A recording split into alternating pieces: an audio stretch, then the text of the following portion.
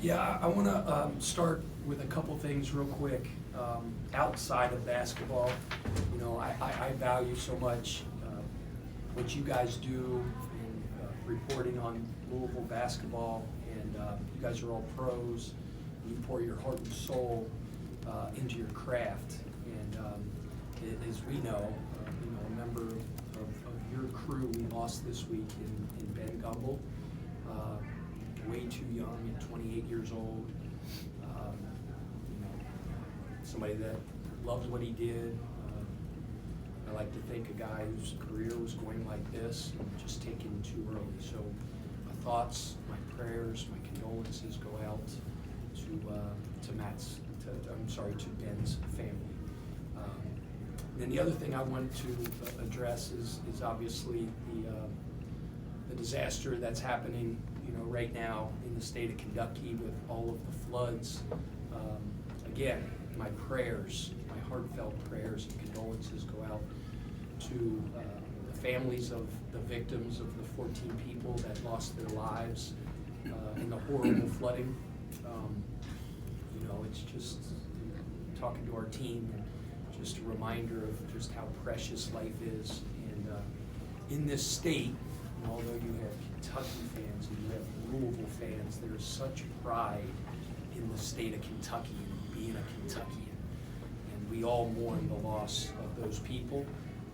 I believe Dana provided a link that people can donate to help the cause of the floods and things like that. And the funerals, yeah.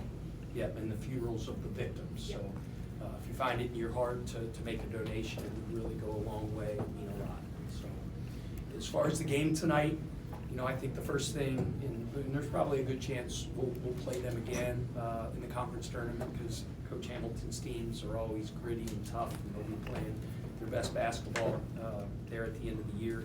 So I don't want to say this is the last time I'll play against them, because there's a chance that it won't be.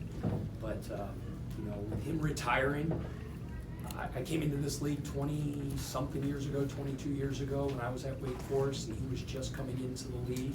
His longevity, the success that he's had, he's the longest tenured coach in this conference. He's respected, not only in the ACC, but around the country. To have sustained success the way he has, his teams always are tough, competitive, gritty. And he's a world-class human too. I didn't get to know him personally throughout the years, but now that I'm a head coach in this league, spending time with him at the spring meetings, very genuine person, he has a great heart, and I've really enjoyed getting to know him. And he's got a bunch of basketball left. He'll have this team playing great. As he moves forward after this year, we all wish him the best as he moves into retirement, but it's important that we all honor him for the stuff that he's done to make this league great. Like they always are, they were tough. They kept coming at us. They never quit. And I thought our guys, showed a lot of resiliency to figure out a way to get a win at the end. There were some spells at the end of the half. There were some spells in the second half, and especially down the stretch, where we could have done a better job with our defense. But at the end of the day, we found a way to get a big win. I thought Kadir Traore gave us unbelievable energy off the bench. I don't even care what his statistics said. He was a major catalyst in the win. I thought Kenai Roos gave us great minutes. Same thing, just his voice, whether it's in the huddle, on the sideline. That stuff matters. Big Frankie is a huge part of this win as well, just keeping guys locked in, connected. And then, we had a bunch of dudes that had big nights. Javon Hadley, 18 and 11. As we know, he's a mismatch problem, affects the game in so many ways. Chucky Hepburn had an unbelievable stat line. He had 5 steals, 29 points, got to the free throw line a lot. Terrence was in foul trouble a lot, so it was hard for him to get in the rhythm of the game, but I thought he continued to give us great minutes and just to be that presence out there. And we're just lucky and fortunate to come out with a win. Questions for Coach Kelsey? We've got microphones. Raise your hand. Sean, go ahead. Okay. Coach, Florida State's big, physical. They throw a lot of bodies at you. Just talk about, Javon Hadley plays 38 minutes tonight, and he's battling down there against just the numbers and the hordes of just different big guys. Just talk about his work and just that be able to do that. Only picked up 1 foul the whole game. Just kind of talk about his work down there. Yeah. You know, I'm not here to talk about, anything to make anybody feel sorry for us, because every team's dealing with adversity. But like, our rotation was a little bit messed up today because we had some guys, sick throughout the week. Like, Rain was drained today. He gave us great minutes, but he didn't have his normal legs. Noah, same thing. So I mean, those guys both were ready to play and gave it everything they got. But we had to get them in and out of the game just because of fatigue and things like that. So other guys really had to step up and play more minutes, more responsibility than ever. And then we're dealing with some foul trouble. Chucky was in foul trouble, Fat was in foul trouble, and that's why it's so important to get contributions from other guys like Kadir, who was huge tonight. So, but yeah. I forget the question you asked. I started talking. What did you say? No, just Javon just playing so many minutes against all those big guys. And that was my point, right? So he played 38 minutes. He had to do so many things. Like, he had to guard that big dude inside number 12, who's a phenomenal post player, as good of a post scorer, feet, hands, IQ as we have in this league. He's really, really good. And he was the junior college player of the year last year. And you're right. We asked Javon to do a lot. We asked him to guard the best perimeter player at times. We asked him to guard the best post player at times. Not always, but he just does it with a smile on his face. He's a lunch pail. His lunch pail, yeah, it's blue collar. And he's just had a phenomenal year for us. Sorry. Pat, you guys, large part of the first half, double-digit lead at the half, but then all of a sudden they start kind of cutting into that thing. What did you see from your team to respond from that?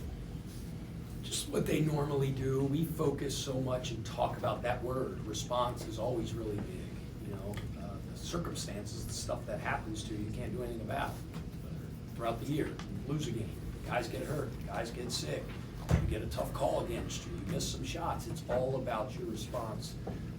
And they did. They continued to battle. They went on runs when we had leads, and our guys continued to meet the challenge. I feel like, and I'm going to watch the tape, but like during those stretches, you always give your opponent credit. They attacked us. They were making tough shots.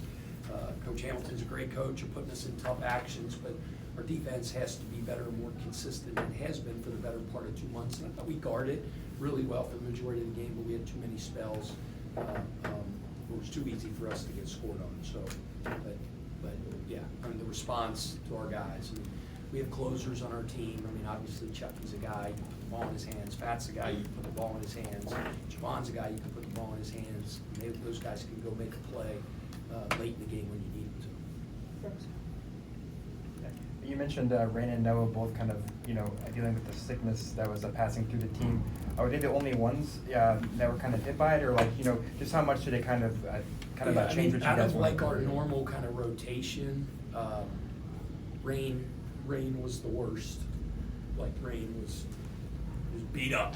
And then several coaches, including this guy right here, but, nobody cares.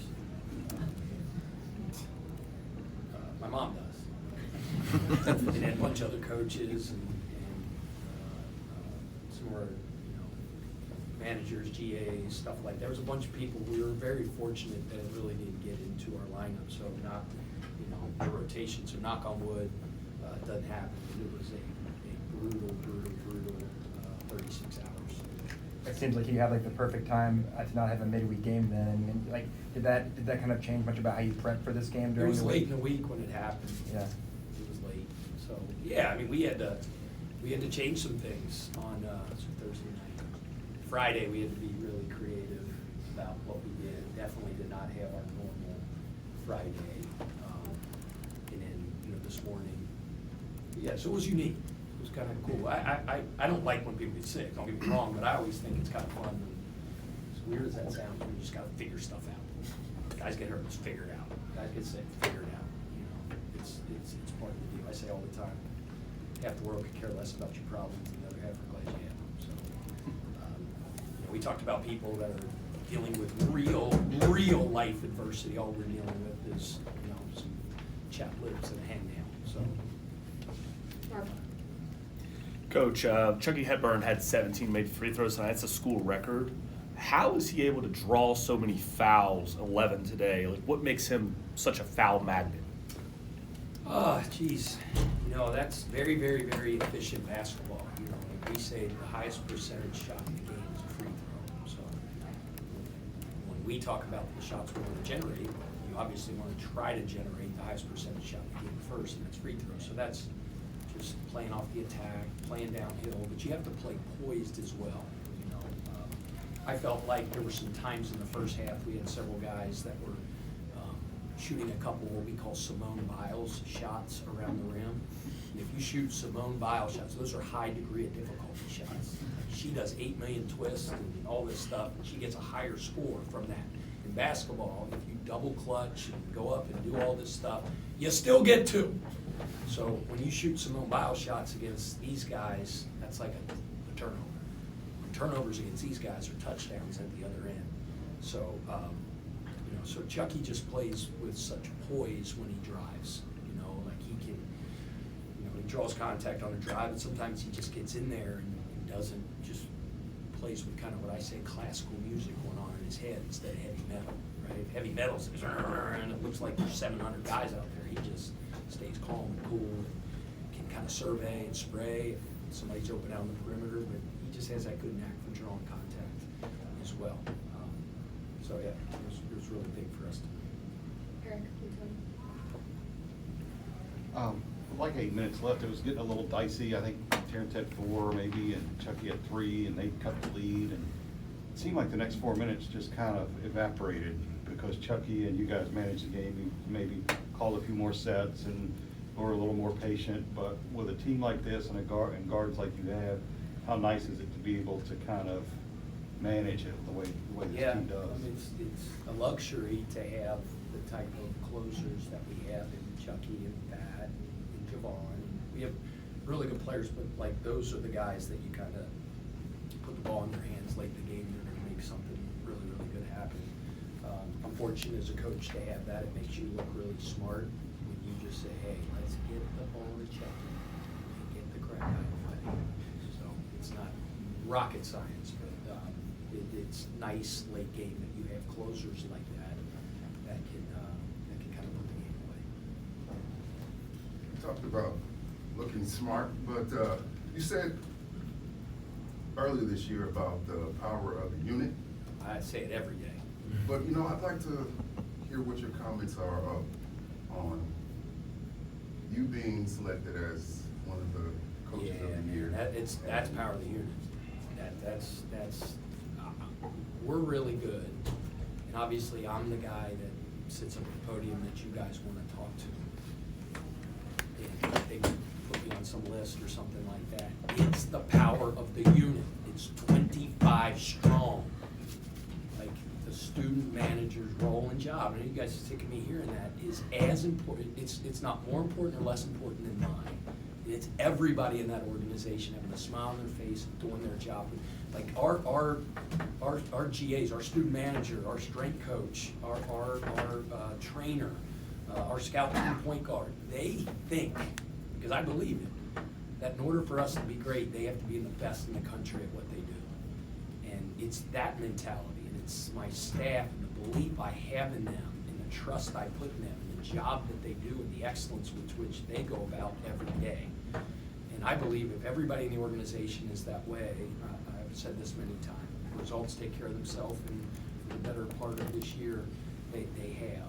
But I wish that whatever that list is, I wish it said, you know, it was about a program, it was about an organization, it was about a staff, it was about 25 strong, because that's the reason that we're good. Well, I wanted to ask, what did you think that winning an award like that would do for this program? I would give all the glory to God and all the glory to all the people in our organization that build me up and help me to be a really, really good head coach. It's because of those guys. So I'm not going to talk about that. Like, it's a joke that I'm even on there with some of those names. Like, are you kidding me? Like, those names? I don't worry about that. I give all the credit to the people in our organization that pour themselves into their job every day. That's why we're good, period. Pat, the game with 39 fouls in it at Florida State is always known as a physical challenge. How do you adjust over the course of a game to that physical challenge?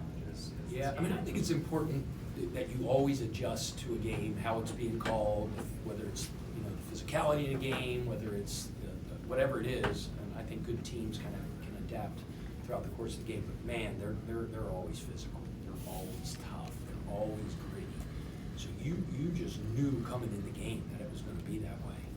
And we knew we had to be great in transition. And part of being great in transition was taking care of the ball, playing clean, because you know, turnovers for touchdowns. Defensive rebounding was going to be really big because they have a ton of guys that crash the glass. And then we just said the rock fight. It was going to be a rock fight out there, and that's what it was. It's always that way when you play Florida State. You got to be ready for the battle because that's how Coach Hamilton's teams played. They did that tonight. I thought we met that challenge, and it was a really good college basketball game. Rashawn. Coach, you out rebound Florida State today, 31-27. Your team has consistently been on the positive side of the rebounding battle, even though you're undersized. Against a big team like that, what makes your team so good rebounding? I don't know how basketball? undersized we are, but even if you say we are undersized, I always say, as my mentor, Coach Prosser, said, it's not how big you are, it's how big you play. And we really value rebounding. We preach it, we teach it, we grade it, we celebrate it. You know, rebounding is like defense. It's an attitude. It's based on toughness. There's obviously a technique to it on the defensive end. You gotta hit, you gotta box out, you gotta pursue the ball. And then on the offensive end, you know, we pursue the ball as well. We got tough guys that treat those balls in the air like loose balls. For the most part, we've been a very good rebounding team. All right, thank you all. Thank